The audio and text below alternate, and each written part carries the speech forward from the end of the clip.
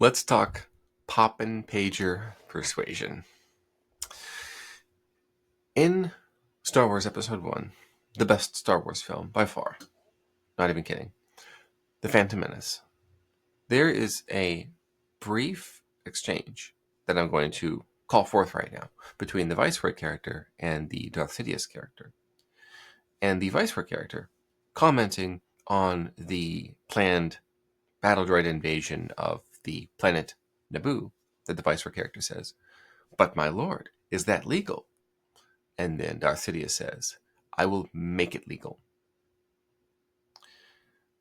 You might be familiar with what recently happened with the Hezbollah terrorist organization. The story is that a few days ago, several thousand pagers that they were using to communicate one with another exploded in their pockets. At this time, we don't yet know how many individuals are dead as a result of that, or the number of injuries as a result from that. But it does seem like at this point, only the terrorists themselves were taken out. It seems like, or were affected at least, became casualties. Now, right now, the headline everywhere is that the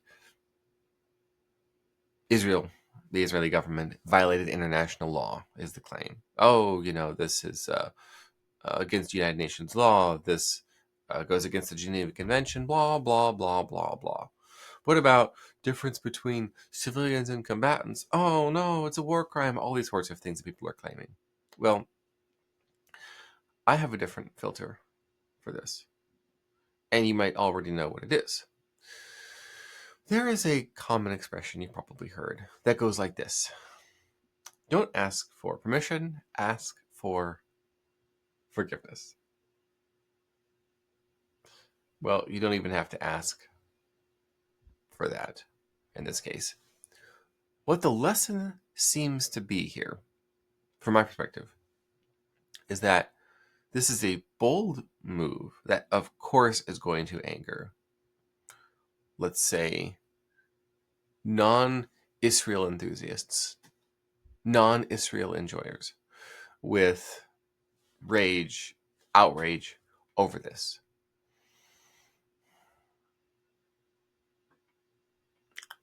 And that's okay. That's okay. Because I think the lesson to glean from this is that many of you are afraid, not of taking out terrorists.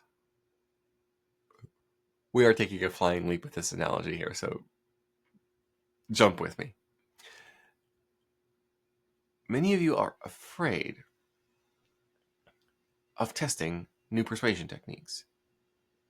This is day 4 of Daily Persuasion with Joshua Lisec. And we've had some interesting lessons the previous 3 days.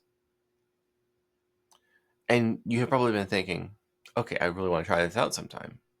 Wow, what would moral authority maxing look like if I could pull it off?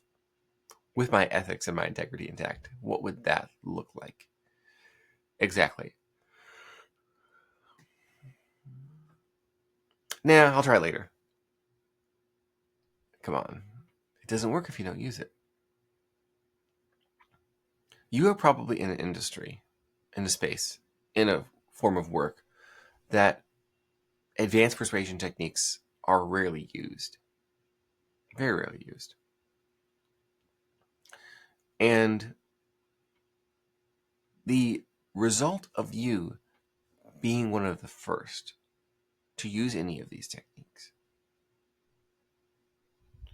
might be a little controversial.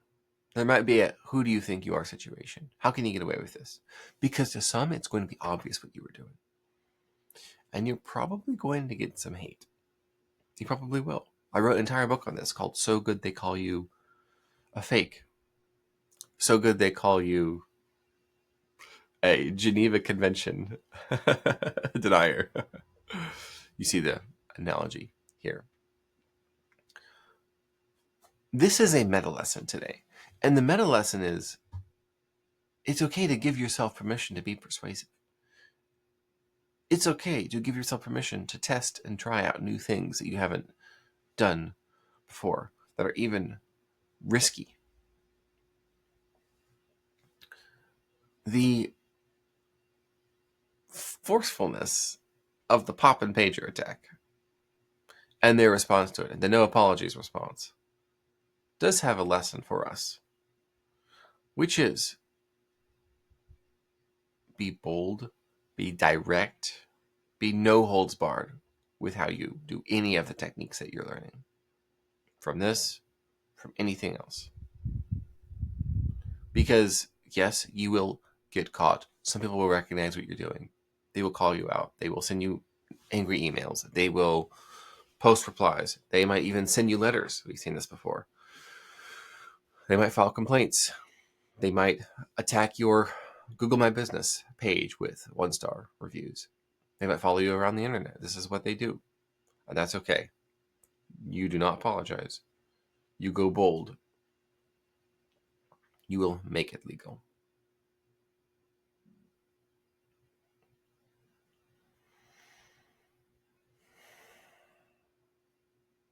So what do you think? Are you going to do it? You feel good about it now? I think you do. I think you're feeling a little bit better about this. A little tip I'd like to impart to you right now relates to the boldness of this. And again, we are speaking metaphorically. We are not advising you to blow up any of your customers or your competitors. So sometimes these things are best left not unsaid. Best left not unsaid. Better to say them. So we're just going to make that clear. I suggest you use the imperative more. Use the imperative more. What is the imperative? The imperative is just that. Use the imperative. The imperative is where you tell people what to do. You direct. You say, go here, do this, click this. It's a call to action. This is where my mind goes when I see this story from the AP News about the United Nations being angry over Israel blowing up all of these Hezbollah fighters. You see, it's a distant connection. It's a tiny little thread, but I'm going to pull on it because I think it's valuable for you. And these little daily rants, I think, are going to be useful and are useful and have been useful to you. And particularly this one with the imperative. So often, marketing and sales is like Western military strategy in the 2020s. In the 2020s, Western military strategy is sort of, well, we're going to give you sanctions if you do something that we don't like. It's a little bit naggy, scoldy. It's not particularly masculine. It's not particularly direct. I recall the rumors of conversations in which President Donald J. Trump spoke with antagonists, leaders of antagonists. And he said, if you do this thing that we do not want you to do, we will blow up your Capitol building. So don't do that thing, and we can be friends. And of course, no one has spoken to them that way before. Wait, what? You're going to do what? Is he serious? What if he is serious? He's being really friendly. He's not acting flustered. He's not acting anxious. He might be serious. He might actually blow us up. We better play nice. The directness, the willingness to confront, I would like you to use in your sales copy. I'd like you to use in your sales calls. I'd like you to use in your marketing. Use it. So what that would look like is not this sort of, we're having a sale today, you should check it out, where it's this sort of backing off from the sale in the same way that feminized military strategy backs off from actual necessary confrontation, actual necessary escalation that ultimately prevents peace. Like Teddy Roosevelt said, speak softly and carry a big stick. You can't just speak softly and have no stick. It doesn't say, as an alternative, speak softly and carry a twig. And it definitely doesn't say, speak loudly and carry nothing. Speak softly and carry a big stick. Your big stick persuasion is going to be the imperative. Tell people what to do in the sales call. Assume the sale if the prospect is still talking to you. You say, after you go through your pitch, the next step is, and see if they stop you. You just simply lead the way. Here's what we're going to do. You assume the sale like a total Chad would. When you're having a conversation with someone who is your, let's say, your superior or your boss at work, or your inferior or your employee, your direct report, you speak to them with a confidence and an assuredness and a knowing and a ask for forgiveness, not for permission mindset, but don't even ask for forgiveness. That's your perspective. That is your frame of reference. You know what to do when you do it. You do not ask for permission. My Lord, you make it legal. This is the orientation to the most effective persuasion. Otherwise, my worry is that learning these techniques and not having sort of the vibe of Poppin Pager Persuasion, it will be as if you're asking for permission.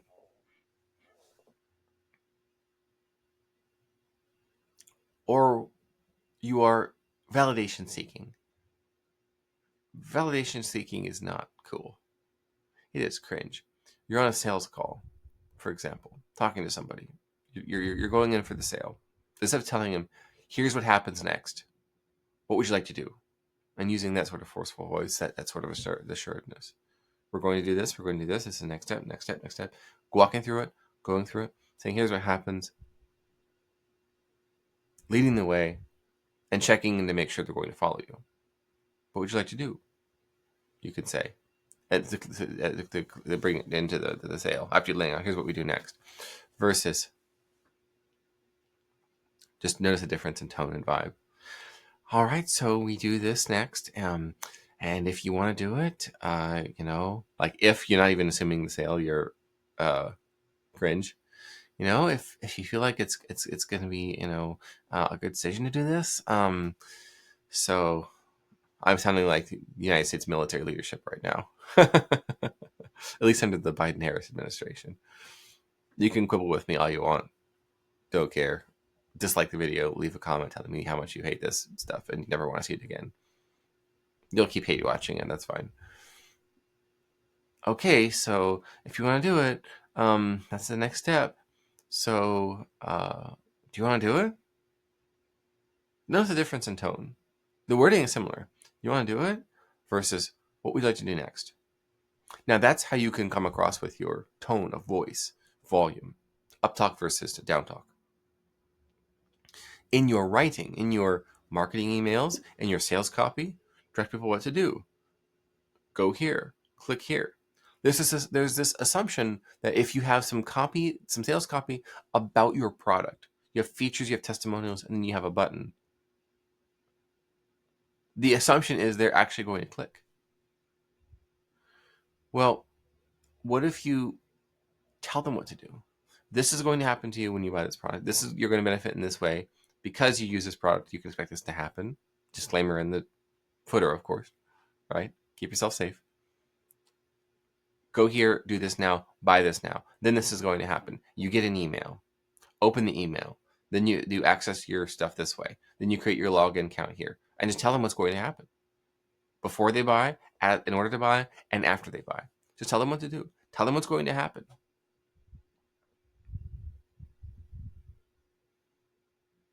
The directness and forthrightness and boldness that you present will be so different from anything else that your market or your industry has seen. Much like the Poppin Pager Persuasion is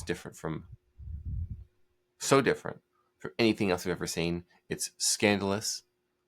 Obviously, we do not want you to hurt anyone. We're really stretching this story here, but I think what this has brought to mind reading about this from the Associated Press, I think you can learn a lot from Israel. It's called We Do a Little Poppin Pager Persuasion.